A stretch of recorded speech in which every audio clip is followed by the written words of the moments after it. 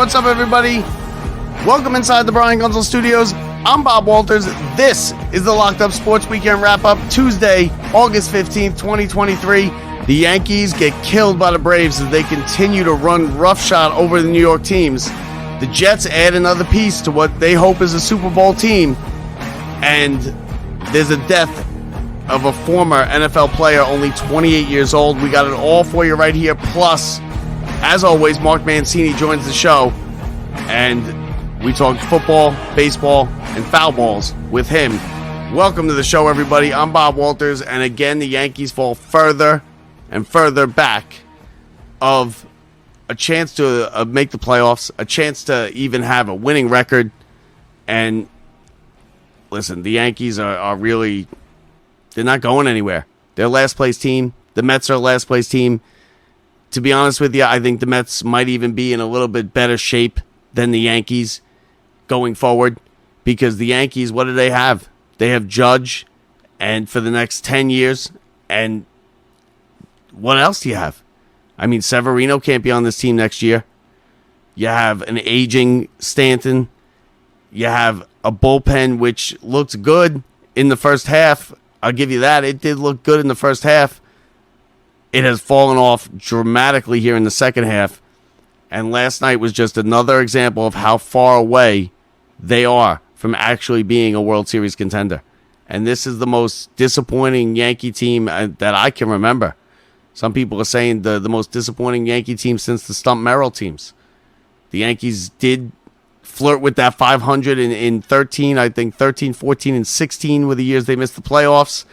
And they flirted with the 500 and the being above 500 streak, which is at something like 30 years, which at this point doesn't look like it's going to continue after this year. But those teams, you kind of came into the season, okay, we're retooling, we're not going to be a great team.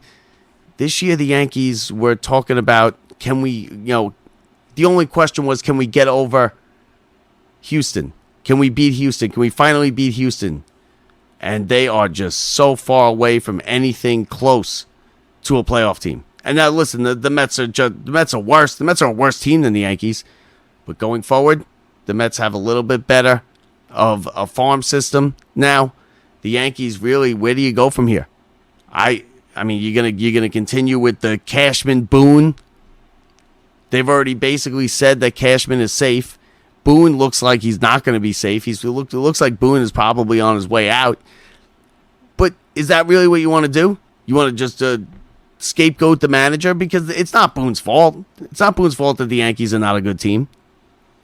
Is it Cashman's fault? It's probably more Cashman's fault, but it's not Cashman's fault either. They are not living up to what they should be. They're not playing to the back of their baseball cards. And listen, I love it because I'm an anti-Yankee guy, but I can't even enjoy it because the Mets are even worse. And this weekend was as embarrassing as it could get for the Mets. And Atlanta, who now in 5 games against the Mets and the Yankees have outscored them 51-5. 51-5. Here are the scores. 7-0, 21-3, 6-0, a 7-6 loss, and then 11-3 last night to the Yankees, and who knows what's coming up tonight. Because the Yankees can't compete with this team. You want to bankroll you want to fill up your bankroll for football gambling? Take the Braves tonight. And take the Braves tomorrow night. Because the Yankees cannot compete with them. The Braves are head and shoulders above the Yankees right now. And it's amazing, and it's disappointing, and it's sad, because last year the Mets had the same record as the Braves. The Yankees were right there, a couple games back. I think they had 98 wins last year. And now this year, 51-5. The Braves are clearly the best team in baseball. And they are just destroying these two New York teams. And it's just embarrassing. The Mets were embarrassed this weekend. That was about as low a point as I can remember for a Mets team. And I'm getting a little sick and tired of Buck. He has not been good this year. I know, I get it. Buck's a good baseball guy. He's a good manager. He didn't forget how to manage over these couple of years that he missed, and from last year to this year, he didn't forget how to manage. He still knows with the game. He knows what he's doing. He's a good manager, but he's made a ton of mistakes this year. And Boone has not been good either. You can't argue if they get rid of Boone. You really can't. I mean, but Cashman coming back, I mean, come on. How long are you going to do this? It's a generation now with Brian Cashman. And I get it. Brian Cashman's a great GM. He's probably going into the Hall of Fame. If he does get let go by the Yankees, he will be picked up and he will have a job in 10 minutes. But don't you just need a change? Doesn't this Yankee team feel like it just needs a change? You've been doing the same thing. And for a team and an organization and a fan base that just preaches championship or bust and we're the greatest thing since sliced bread, they haven't won a World Series in a long time. 2009 is a long time ago. And that was only one. And then there's even a gap between that one and the one before that. So to say it's championship or bust and we just gotta get over the Astros, it's not. You're not a very good baseball team. You're not set up for the future. You got Aaron Judge now for the next decade. Aaron Judge gets hurt. Aaron Judge, great player. But he's been hurt every single year, except for the 1 year, which happened to be the contract year. He can't stay on the field. He missed the 2 months of the season, and they were the months where the Yankees just nosedived. Okay? They make base running errors all over the place. The Yankees, every time you look up, the Yankees have a guy getting thrown out on the base path that should not be getting thrown out. They make mental errors. They can't hit a lick. They are the only reason the Yankees are still even discussed in the wild card as a last place team in the AL East is they are a product of the system. This is the reason why the third wild card is in there. This Yankee team. Because it keeps fan bases engaged. Gives you a hope. That's all it is. That's all the third wild card is. It's to keep teams like the Yankees and their fan base saying, we still got a shot, when they don't have a shot. And even if they do have a shot, and even if they sneak into that third wild card, which they are not going to do, they're not doing anything in the playoffs. This is a bad team. They are a product of the system. They are a product of the third wild card. And the only reason that we are even talking about them is because baseball, this is what baseball wanted. This is why they put the third wild card in. So fan bases did not just turn 100% to football in late August and through September. So you could sit there and go, wow, we're only 5.5 out. You're in last place. You stink. You lost 11-3 last night to the Braves. You're not going to win tonight. You're probably not going to win tomorrow. You're not in it. As much as you want to say it, and I get it, because technically they're 5.5. They're right on the edge. But let's be real. You're in last place. The Yankees are 60-59, one game over 500, and they are trending downward.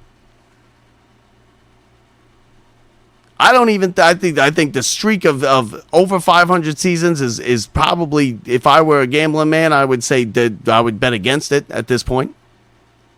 They're not going to go on some magical run. Do you think this team's going to go on some magical September run? I mean, come on. They got 1, 2, 3, 4. They got 3 teams ahead of them to get to that third wild card. Seattle and Boston. They're 2.5 behind Boston.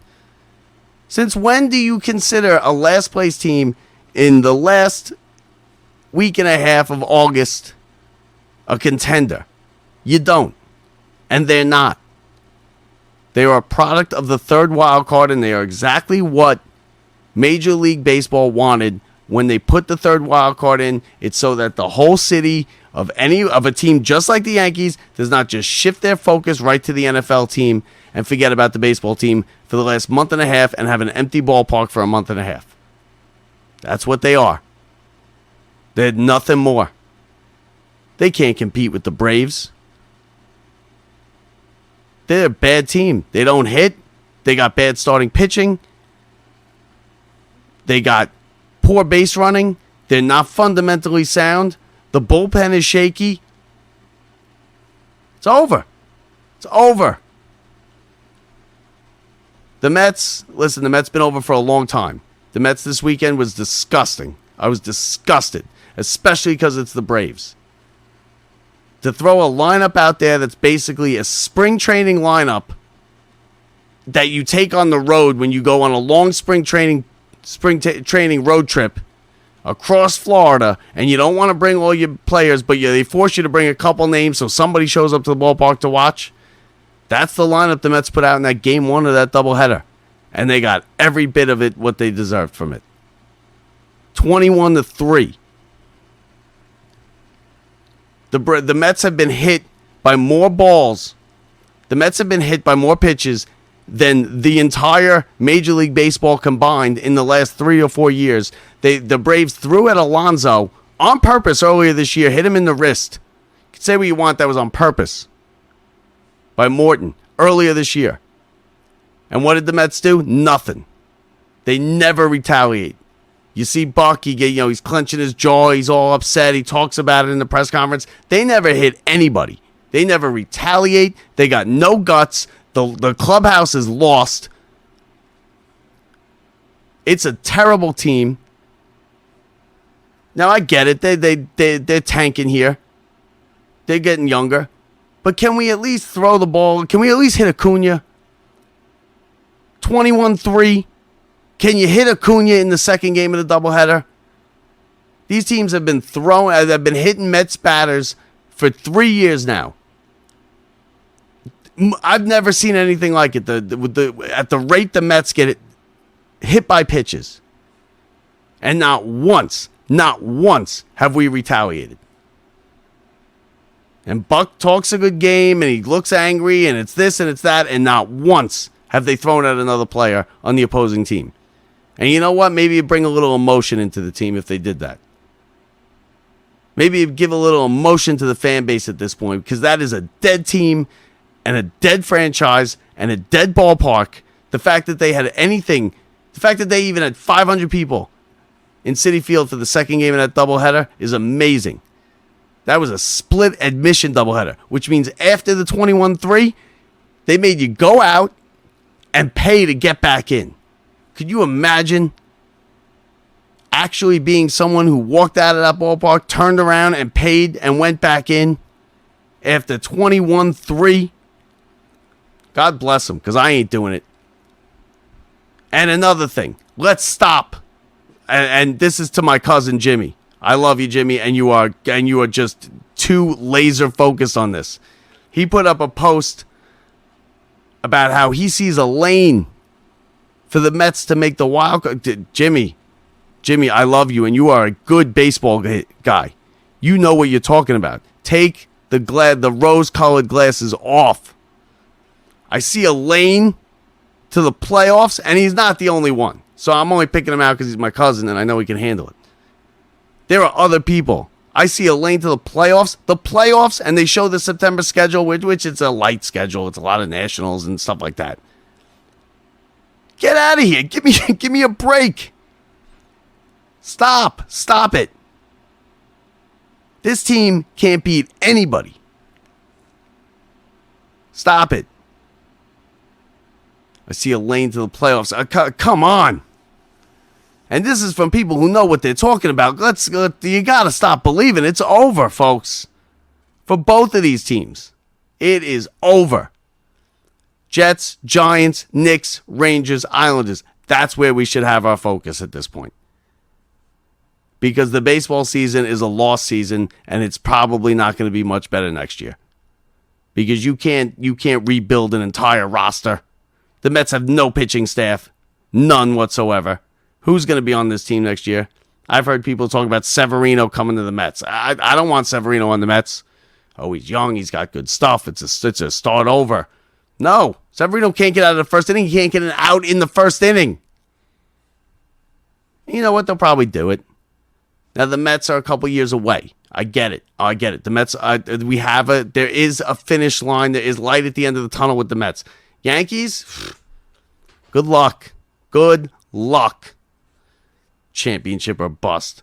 You guys are just as embarrassing as the Mets fans who say that there's a lane to the playoffs when you talk about championship or bust. Because you know what? Those 27 championships, 20, 21 or 22 of them are well before you were ever born. And the other ones that were around, that you were born for, are long, long time ago. So stop it. And let's talk some Jets and Giants, which I hate to talk before the season. We are 2 weeks from even the college football season starting. And we are now in the NFL season as far as I'm concerned, because it is over. I am not watching these things anymore.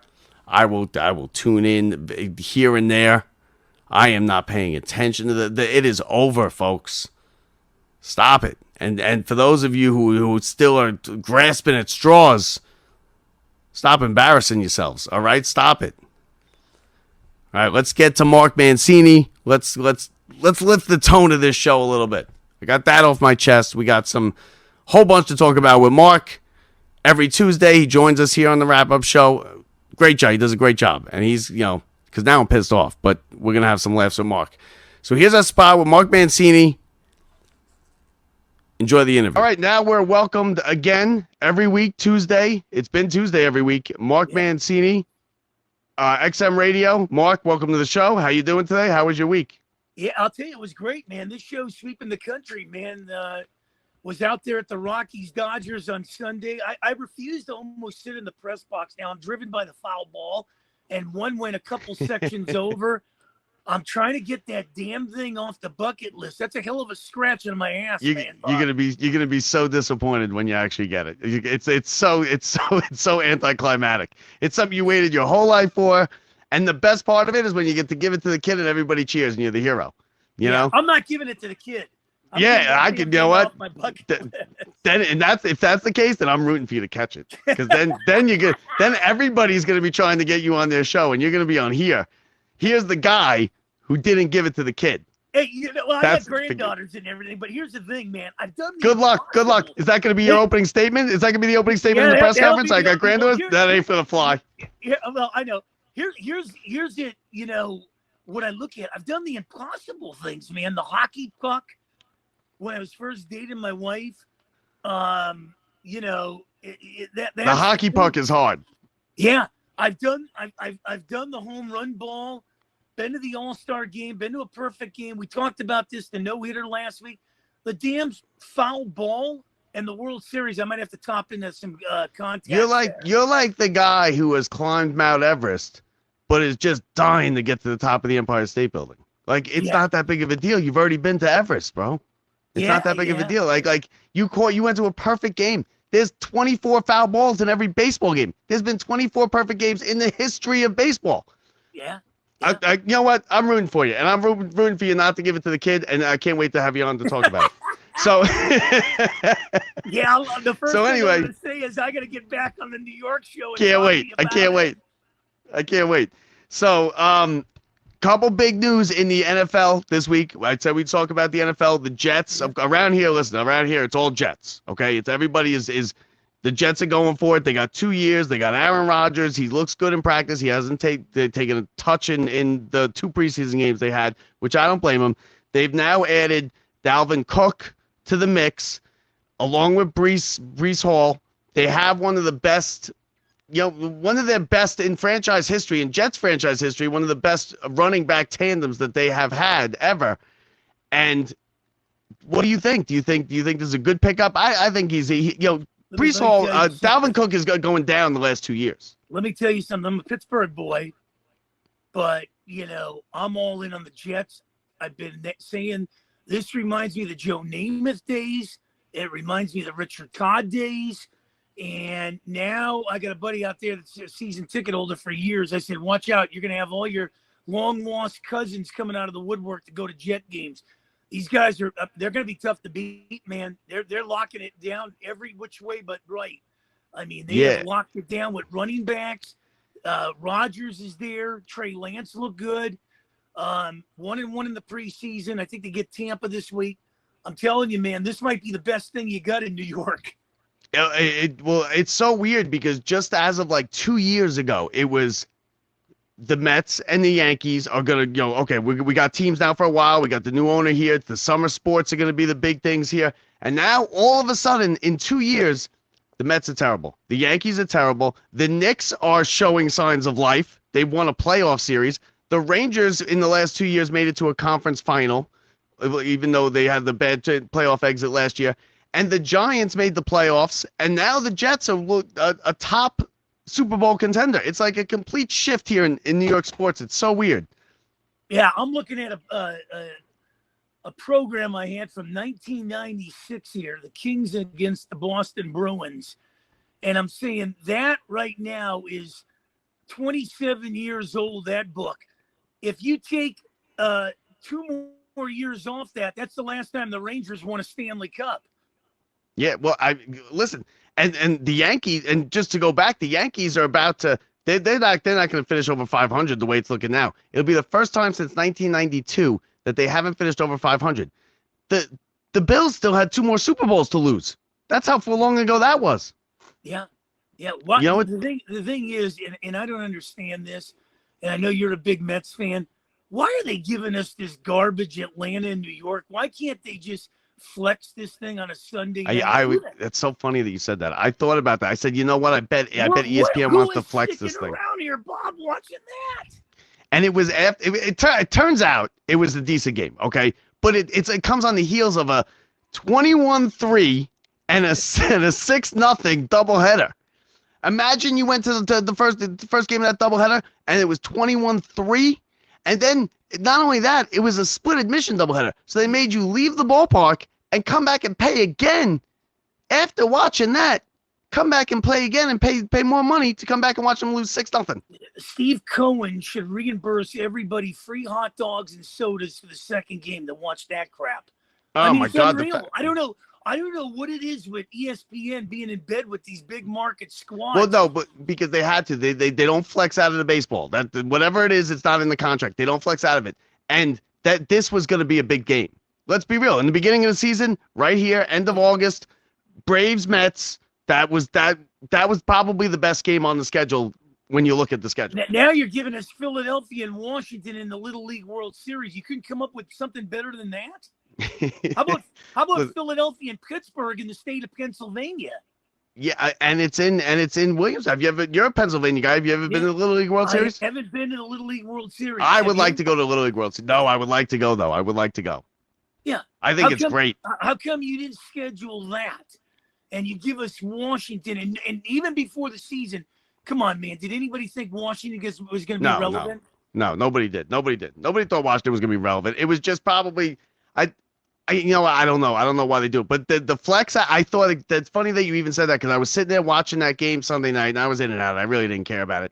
And I was like, I bet ESPN would love to flex out it, love to have flexed out of this thing. But then you have the travel and it's Sunday, it's getaway day and everything like that. Now the Mets in these next 3 days, or yesterday, tonight, and tomorrow, are interesting to myself and you because it's the Pirates and the Mets.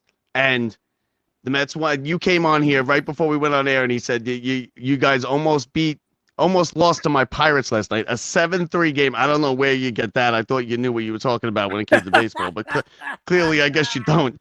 Tonight, ready? Listen to tonight's matchup. So you got Falter pitching for the Pirates. He is 0-7 with a 5.21 ERA. He's going up against Peterson, 3-7 for the Mets with a 5.61 ERA. I can't believe anyone's going to watch that game. Are you going to actually watch the game? Well, I got the audio. My buddy told me months ago, he said, "Hey, Mancini, hook up the MLB TV thing." I go, "That's almost $200, man. I don't have time to sit here and watch TV." He said, "No, get the audio. It's like $3.99 a month." I got the audio. I listen to the audio. I take my phone with me in the car and everything, listen to it and stuff. And yeah, I'll listen to it because I'll tell you right now, as we head into next year, I feel like I'm in better shape than your squad that's probably worth 4 times the amount of money than I am. Yeah, the Mets. Listen, and we're paying 4 times the amount of money for other teams' players. Now, I don't think the Mets are in bad shape. Next year, listen, you can't tear the team down like this and expect them to be good next year. They're just not going to be good. They don't have a roster. You can't buy all those players. It is what it is. But down the road, and the Pirates are okay. The Pirates are setting themselves up down the road, just like the Mets. The Pirates might be better next year. Well, they're the Mets aren't going to be good. Watch out. They're going to be like the Houston Astros. They take their lumps No, well, and they're going to win let's some. Let's Well, settle down. here's the thing. Here's the thing from the outsiders that really and being a Pittsburgh boy raised in L.A., doing the Pirate things. I can see what's going on there. They're talking to them on a twice a week basis. They're bringing up guys through the minor leagues that have been tearing it up. When you look at Rodriguez, they've got 2 number 1 picks in the last 3 years. They got Skeens here. They're taking their lumps now. Let's face it, you got to lose to win. But I will tell you, those guys that are all coming up through the minors, the O'Neill Cruzes and guys like Priester and stuff, they're playing on house money, Bob. So you got a bunch of prospects, and you're already calling them the Houston Astros. I'm at least admitting the Mets are going to be terrible next year. But we have some top prospects. So listen, the Braves. Now this was it was embarrassing this weekend, and the Braves are doing the same thing to the Yankees. Over the last 4 games, 3 games against the Mets. Over the last 5 games, 4 against the Mets, 1 against the Yankees last night. The Braves have outscored the New York teams 51-5. Last year, the Mets and Braves had the same record, and the Yankees were right there. How far we have fallen. Well, the problem is what's happening with these New York teams and some of these other squads is they're looking for quick fixes. You can't run before you walk. You got to walk before you run. So they think, okay, we're going to solve 4 problems in one winter. And then we're going to get into the baseball season. And when it doesn't work after a month, we're going to sell everybody. What kind of message are you selling to your fan base? Steve Cohen should be giving reimbursements to all those season ticket holders that are watching this garbage. You said that, but the team wasn't working, and it's going to be okay. It's garbage for a month, right? I get it. Listen, this is garbage. The Mets are not putting out a product that's even worth going to the ballpark to watch. But here's the thing, Bob. When you can even look at it with the Rangers and the Penguins. The Penguins went 16 straight years without missing the playoffs, except this past year. They had the longest winning streak of 4 major sports. Why? Because they got a good nucleus in the front office. They just brought in another guy to shore up their defense. People are saying, well, he's 32. The dude's won 3 Norris trophies in a row. But they don't do that in some of these big markets. But that's not why they did that. They did that. They went on that run because they had Crosby, they had Malkin, and they had a goalie Fleury that won games. That was great. That's why they did it. It wasn't the whole run building. They've had some winners in New York, too. Richter, Van Beesbrook. They should have won some titles there. I don't like Van Beesbrook, but yeah, Richter is my all-time favorite athlete. Mike Richter is my all-time favorite athlete. So there's nothing bad about that. Right. I'm not a big Ranger fan, but I can hang and say they've had a good team since '94. I know the Kings took them out, but they've had some good prospects and good players come through that system.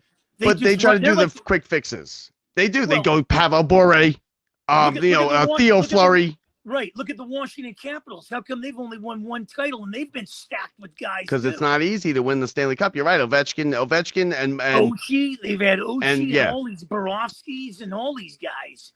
They've had their troubles in the playoffs, and Pittsburgh is a part of that problem for Washington. They ran into Pittsburgh. They ran into the Rangers a couple times. Yeah, and you know what? I love it when the Capitals and Ravens get their asses kicked. If we don't take them out in Pittsburgh. I'm hoping and blessing that you guys can take them out. Speaking of the Penguins, I was at Game 7 2 years ago. The overtime. Yeah, that was a tough one to take when we were up 3-1. Yeah, it was. It was. Now should have put you away.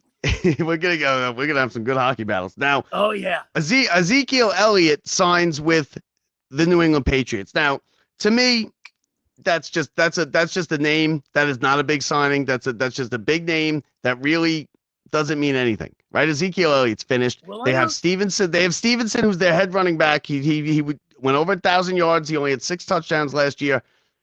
Ezekiel Elliott comes in. This is not a big move, right? Wait a minute. Here we go. Anybody that comes through New England, I've seen the Randy Mosses, I've seen the Corey Dillons come through there. They transform these guys.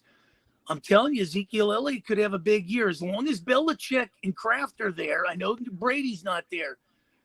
New England is always going to be in the mix of things. I'll tell you right now, if you go to a Patriot game or you're a season ticket holder in New England, San Antonio, or St. Louis, you don't have too many down years. They don't rebuild in those cities. They retool, and you don't get bags with admission there. Yeah, no, you're right. And but they're not in the same class as the Jets or the Bills. No, but they can do some damage if they come to the dance. And you know what? I'm not going to bet against Bill Belichick in the playoffs. I've seen him go through Pittsburgh. I've seen him go through Pittsburgh and take out some Pittsburgh teams. Well, yeah. I mean, he did. Why did Pittsburgh go? What did Ben won? What? Ben won 2 Super Bowls? Yeah. Okay, and the first one he was god awful in. Yeah. You don't like to talk about that up there because he walks on water, but he was god awful in that Super Bowl. Well, I will tell you the one where they dominated and knocked Drew Bledsoe out, and here came Tom Brady to beat him. So they're the reason they birthed Tom Brady. Yeah, the Patriots are a team that you got to watch out for. You know, they're like the Ravens, they're like the Spurs, they're like the Cardinals, they're like some of these teams. If you let them hang around long enough, they'll do some damage if you don't put all the nails in the coffin. Well, because in the NFL, a head coach means the most out of any of the 4 sports, I think. You know, in baseball, everyone's all over here. They're all over Buck. And listen, Buck's been awful this year here. He's made some god-awful moves, and he said some just stupid stuff. And Boone, it's time for Boone and Cashman to go as far as I'm concerned. Their time is up. I mean, listen, it's just sick. Listening to him. Yeah, Thibodeau. But they've been here like 20 years. Cashman's been here like 20 years. Like, enough is enough. Thibodeau is going to wear out his welcome. When was the last time the Knicks were relevant? When Starks missed shots? No, the Knicks were relevant 6 months ago. They were in the Eastern Conference semifinals. I mean, yeah, but I'm talking about clear up the Eastern Conference.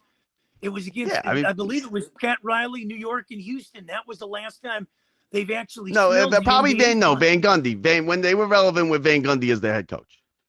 Yeah, but Van Gundy wasn't Riley. No, he's not. Of course he's not. But nobody's Riley. Riley. You know, I mean, nobody's Riley. I'm actually having I'm having a guy on my show in a couple weeks. He Tim Brown, sports writer. Yeah. He covered the Lakers dynasty with Kobe and Shaq, and he also covered the Yankees. I gotta get you a friend of mine, Steve, the Bills guy, on your show. Get him on. To bring him on. Yeah. Especially because my other co-host, huge Jets fan. They'll go at it. They'll go at it. Let them. I'll just sit back, turn my mic off, and let them go at it. They'll have a great time. Now, so that's what we got. We got the Braves killing New York teams. We got the Mets and the Pirates, which nobody cares about except the 2 people sitting on this screen right now, and they probably don't even care to us talk about it. Yeah. And then we had some sad news today in the NFL. You had just heard about it. Alex Collins, 28 years old, former running back, Seahawks, Ravens, had a motorcycle accident in Florida. 28 years old. He's dead. It's a terrible thing. I would never. I'm not someone. I won't ride motorcycles. You know why? Because to me, they're like plane crashes. You don't survive plane crashes. You don't survive motorcycle accidents. And I could be the best motorcycle driver in the world. Someone switches lanes, it's over. Yeah. No, you come off that thing. I've lost 2 cousins. I made a promise I'd never get on a bike on that. And I rides it all the time, and I go, "You're crazy," but everybody can do what they want to do. It's one of those things. Yeah, no, it is. And the signs of try people and they also motorcycles, they don't follow the rules of the road. Okay, because technically, let's be real, everyone's supposed to watch out for them, and we do. And we try our best. Nobody's trying out there to hurt somebody. But when you're sitting at a red light, have you ever seen a motorcycle not cut between the cars to get up to the front? Yeah. They're not supposed to do that. But they do. And it leads to disasters. And then this poor guy, 28 years old. I mean, I would never ride one. You come off of that, you're not getting up. Or if you're not dead, you're probably paralyzed. Yeah.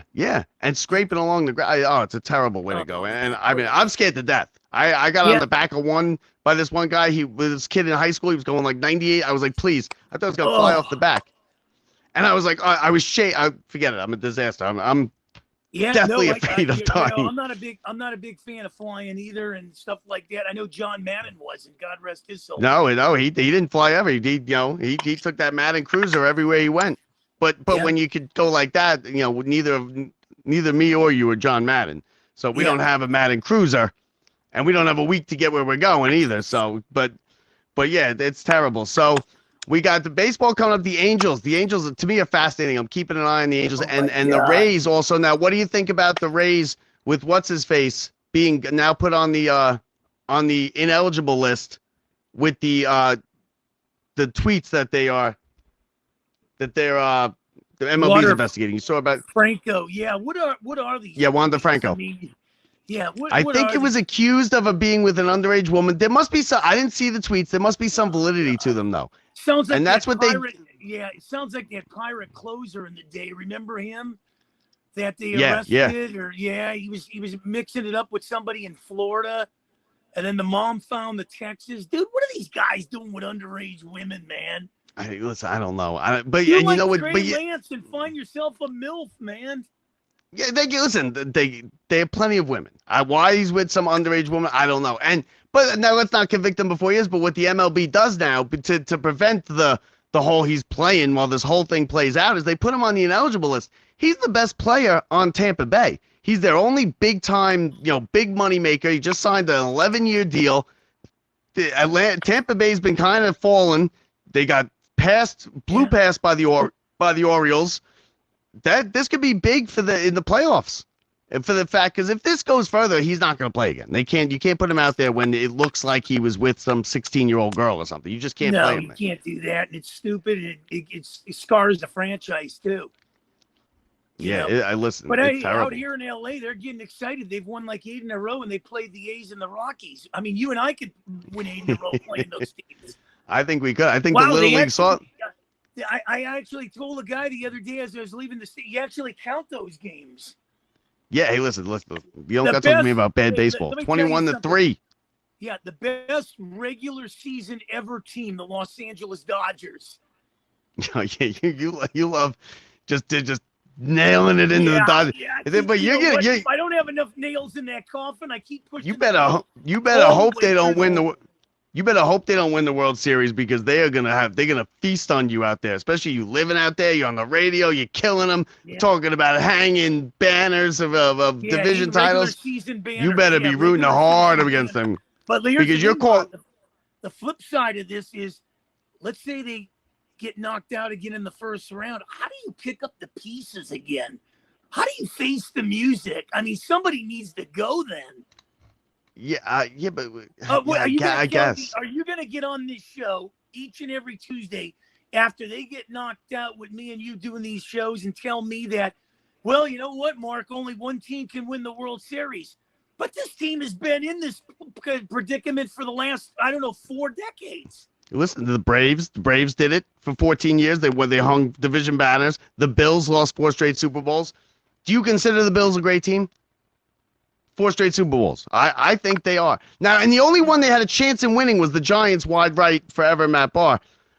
Scott Norwood missing the field goal. The other 3, they were blowouts to the Redskins and the Cowboys and then maybe the Niners. Let me tell you, Atlanta won the 14 division titles, but when you looked at Atlanta's system in those 90s, I know Montreal could have won it in the strike shortened year and wiped that out, but Atlanta had pitching coming up through their system left and right. Glavine, Smoltz, Glavine, Avery, Rocker. Yeah. I mean, they were guys Hall of Famers. Rocker was no good. Well, they had guys. Millwood came up through the system. They had so many guys that just was Millwood come up with them, or did he come up with the Cubs? He came up with them and went to the Cubs, right? He came up with Atlanta, but I mean, you go back to their, even when Joe Torre was managing them, Bedrosian and Camp and all those guys coming up through their systems. I mean, Chipper Jones. I mean, Chipper Jones named his kid. Chipper Jones named his kid Shea. Yeah. Let me tell you something. What I gotta live with. They don't miss Freddie Freeman in Atlanta. No, because they replaced him. That makes me sick. I hate the Braves more than anything. It makes me sick. And then to lose 21-3. Yeah, you're like me with the Dodgers then. Oh yeah, forget it. But Dodgers. we never win. We never win. And it's the same thing, like the Pirates. You're calling the Pirates the Astros. Give me a break. You're ridiculous with that. His name is Mark Mancini. Every Tuesday, right here, Locked Up Sports. Mark, once again, great job. Well, you always you correct me too. So man, I feel like love I'm it. in Riker Island, baby. Yeah. I love Yeah, it, you're man. gonna hear. You make a mistake, you're gonna hear from me. I expect the same from you. I expect the same right back. Yeah, I will tell you, I'll be ready to roll next Tuesday with another episode, man. I love this dearly. Nobody's stopping this train out of New York. We're faster than the subway. Yeah, but the subway does not go very fast. God Later, bless Mark. you, brother. I love. How about that? Mark Mancini. See, now I'm in a better mood. I'm in a better mood already. Just after that. I thank you, Mark. Love Mark. He does a great job. He comes on here. He's an XM superstar out in Pittsburgh, LA. He's all over XM radio. He's all over podcasts. He does a fantastic job. And you know what? I'm not taking any crap from him with that. I hope he catches that foul ball, and I hope he doesn't give it to the kid, because we're going to get the exclusive. So that does it for us here today. Listen, Jets, Giants, let's start the focus. Let's start to shift the focus, okay? Let's stop torturing ourselves with this baseball, with these two baseball teams. I'll pick it back up in October. Watch the playoffs. Love the playoff. Love playoff baseball. There's nothing better than playoff baseball. Nothing better. But as far as this, listen, it's over for these two teams. The Mets are embarrassed. That was an embarrassment. And the fact that it happened to the Braves, terrible. Terrible. But I do hope they beat Mark's Pirates tonight again. And for Mark, okay, also Mark, another one. 7-3. They almost won the game last night. Give me a break. We got a big guest announcement. Tim Brown, not the wide receiver, the sports writer. He's going to be on the show on the 26th. He's got a new book. He wrote the biography on Jim Abbott. He wrote a biography on Rick Ankiel, which is, I can't wait to read the Rick Ankiel one, because that's a fascinating story. Jim Abbott, of course, the one on pitcher, that just says it, that's fascinating on its face. His new book, The Tao of the Backup Catcher. It is a great book. I finished it about 2 weeks ago. Listen, it goes with a backup catcher through his major league career, someone who kind of toiled around in the minor leagues, got called up, played with a couple different teams. He was on the Yankees. It's a great story. It's a great book. It's easy to read. It's quick. And if you're a baseball fan, and it goes into his family life and how everything affects, it's a great story. There's a couple R.A. Dickey stories in there, because he was on the Mets with Josh Tolley, and he talks to Josh Tolley, who's a backup catcher. Josh Tolley, right there. I got his nameplate from his locker right here on set. Listen, pick it up on Amazon. It's called The Tao of the Backup Catcher. Tim Brown, the author, he's also, he covered the Yankees dynasty in the late 90s, early 2000s, and then right after that, he went and covered the Kobe Shaq dynasty. He covers nothing but winners. He was a 13-year national sports writer, baseball writer for Yahoo Sports. Ken Rosenthal says he's his favorite baseball writer. So there you go. He will be here with us, Locked Up Sports, August 26th. Don't miss it. Be here. Make sure you catch it. We'll be with you later this week, Friday, Saturday, me and Brett. Hopefully, Brett. I'm hoping Brett. Come on, Brett. That does it for me here. Thanks for watching, everybody. Enjoy the games here tonight. Enjoy this garbage that you're going to watch. Yankees, Braves, Mets, Pirates. If you really got nothing to do. Thanks for tuning in, everybody. I'm Bob Walters. We'll talk to you Friday. See ya.